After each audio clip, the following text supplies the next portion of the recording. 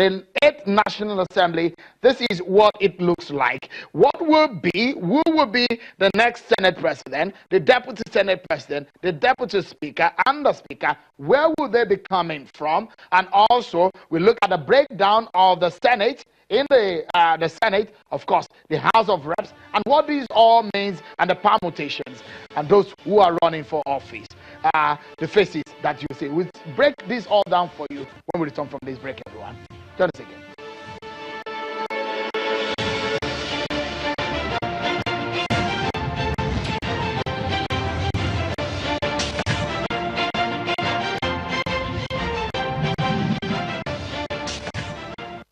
When we look at the way things are going, there are no female representation, across the country. And I think this is the time, and I believe that I can give the women, good representation. I've been in public space for quite some time. I've been consistent and quite credible, and I think I'll be able to be a better voice for women this time. Yes, I'm supporting him not only because of that, but I have told you, I have looked at his resume, I have looked at his tenacity of purpose, I have looked at his personality, I have looked at, there's a lot of things that makes one to join one. I mean, you can't just like someone because of his face, you have to look like him because of the quality that he possesses. The kind of power being, allocated to presiding officers are definitely over-exaggerated.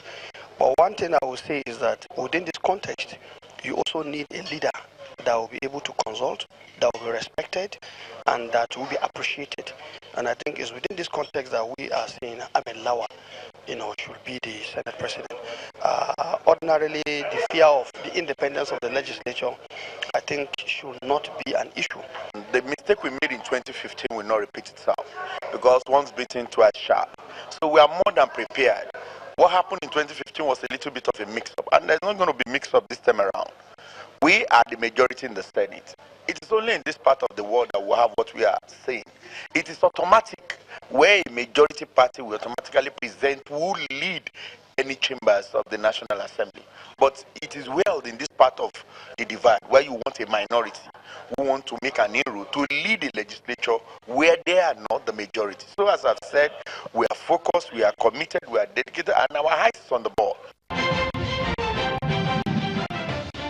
Thank you so much, everyone, for staying with us. Let's get back to the conversation around what will happen or what may happen in the 9th Assembly. The APC says it has learned its lesson of what happened in 2015 when opposition seemed to have a stronger hand in the politics of the leadership of the National Assembly. They say that will not happen again. I have a panel tonight. Dr. Sam Amadi is a law lecturer at the Bayes University, and we're getting the experience and the benefit of the understanding and the knowledge of the National Assembly with Professor Usuji Medana. Is a legislative analyst and a political strategist. Thank you so much for coming on. Professor, I'm coming to you, but let's get our viewers to see this for a moment.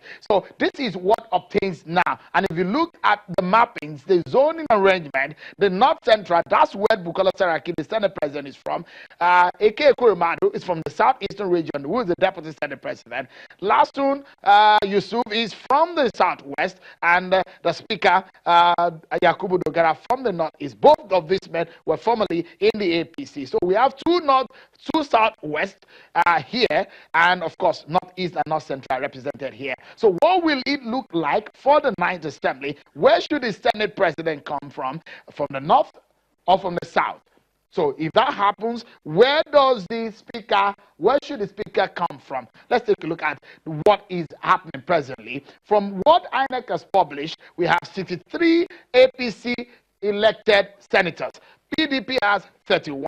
YPP 1, undecided because of court issues and all that, were eight of them. We have 109 seats. Let's look at the House of Representatives. This is the breakdown. APC already has 207 elected House of Representatives member. PDP has 111. And if you look at it, the breakdown for you. So let's take a look at those who are running for this office. Ahmed Lawan, majority leader from Yobe State, Northeastern region. Ali Ndume, who we understand may have written to the APC leadership that he wants to be Senate President, is from Borno State, from the same Northeast. Orji Uzor Kalu, the man who is perhaps changing the dynamics, because all of these guys that you have aside him are from the northern region of the country. Southeast is having a contender in the race, Orji Uzor Kalu, former governor of Abia State. And those of them who we have heard are running for Deputy Senate President are here on the screen for you.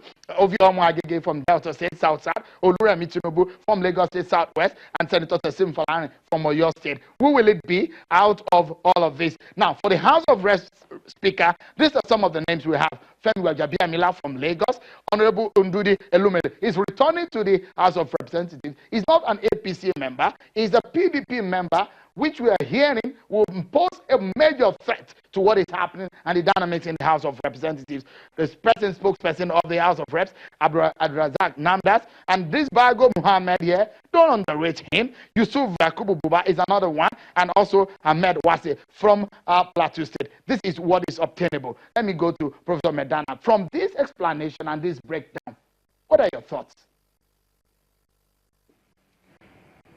Thank you very much, and let me just go back to the dynamics. You know, this is just a caucus election. It's something constitutional. I think, if I'm not mistaken, Section 52, subsection 1 of the Constitution, how to elect the President of the Senate and the Deputy President of the Senate, then the Speaker and the Deputy Speaker, precisely. Then, if you look at it, it's something that APC must think over 1 million times in a second. We have seen precedents, things that happen, and they must try as much as they could to avoid those things that happened before from happening again. This is an election that you consult and counter-consult and negotiate and counter-negotiate. You don't even have to look at just the principal officer's position. You have to go back to the chairmanship of standing committees. For instance, the House of Reps, they have 92 standing committees, and you have over 200 and something APC members. How do you now try to convince these guys? Which committee and which committee can you now give those guys that are going to vote for you? So the party must think twice, must think over 2 million times in a second. We have seen right from 1999, we have seen the turmoil, we have seen the intrigues, we have seen a lot of things, and this is a place where whenever you try to impose somebody, either you succeeded in doing that, the person might not last, or again, if really they can rebel against your own zoning or whatever. So what the party have started now, I think is in a good, they are on the right track by consulting or meeting with the zonal caucuses to convince them that, look, we have to put our party ahead of anything. Professor Medana, just let me put you on the spot. With your experience and understanding of the dynamics of the National Assembly, first of all, here, from the faces you see here, can PDP pose a challenge? Can Femi Gbajabiamila get it this time around? He's always wanted to get it. Can he go to the North Central? What is your take about those who are running here? And let's come here. These 4 men, who do you think, who are your gut feeling, what is it telling you about the race in both houses? Quickly. That's why I gave you the background of the constitutional provision of electing the member is bipartisan. And we have set a precedent. Now the Deputy Senate President is from PDP. That's why the party must think twice. If you look at it, 73 are supposed to be the 2/3 in the Senate, but this is 63. The party must think how to go about it. Even if they have preference over one candidate or the other, the consultation, it goes beyond even the person. It has to go to his constituency to look at those people behind him, those people that supported him to come to the Senate or House of Reps. It's a consultation and negotiation. That is the only thing you can do to succeed. Just take everybody on board. You negotiate, you think, you do a lot of things. In my own view, it goes even beyond this, because if there is rancor in the election, how do you even manage the Senate and the House of Reps? There should be pre-inauguration roundtable where the party can discuss progress. How do we go about our 9th Assembly's agenda? This is very important. It goes beyond the election of the people. You have to take everybody on board. And you look at the opposition. the bipartisan strategy that you are going to employ, because you don't have to talk. So you need a bipartisan strategy. Right. How do you now get to these people Yeah. to make them work for you? Okay. It's very essential too. So Right. the party must think over 1 million times in a second, I repeat. All right. Let's close the program now, and let me get Dr. Sam Amadi's very quick and short intervention on the National Assembly leadership. The PDP is making overtures from what we are hearing. Can PDP pull another game on the APC, who is having the majority now? What do you see from all of this? Just a quick one. Well, I think PDP can. I think we should watch out for Goje. APC saving grace is to choose a candidate that appeals to everybody, that appeals to appeal to PDP, because PDP has number to team up with Goje's number, because he's a former governor, a chairman of appropriation committee. He has influence. The secret for APC will be to choose a candidate that PDP can support. In the House of Reps, it will be difficult for Guadaniala.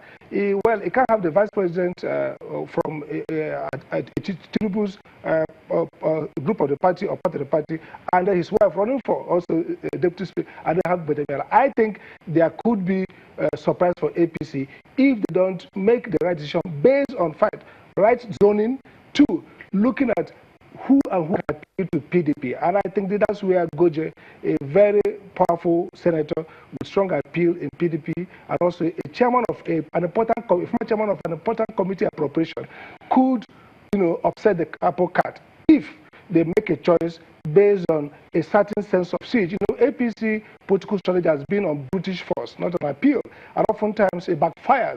So even if the APC has a speaker or the Senate president, will it be somebody who will not survive from a tackle that the party gave? And I give an example, I was speaking to Ken Namane when he was Senate president. All right. PDP refused to support Sam. Namane. Yeah. The senator supported Namane against Ekweremadu, and that's why Namane did not flow with the party leadership. So you need to have a candidate that the party members support and the opposition can support. Otherwise, you win the battle and lose the war. And we need to go now. But I must sincerely thank both of you. Dr. Sam Amadi, a lawyer and a lecturer of law at the Base University. Professor Osuji Medana, always a pleasure getting your thoughts on these very knotty issues. Keep your mind, everyone, and look at this picture. And these are something that will make a lot of conversation in the coming days. Take a look at this. Take a look at this. These are going to be very interesting, and also some of the positions that are up for grabs. Well, that's our show for tonight, everyone. And thanks for watching. I'm Sean Kimbale.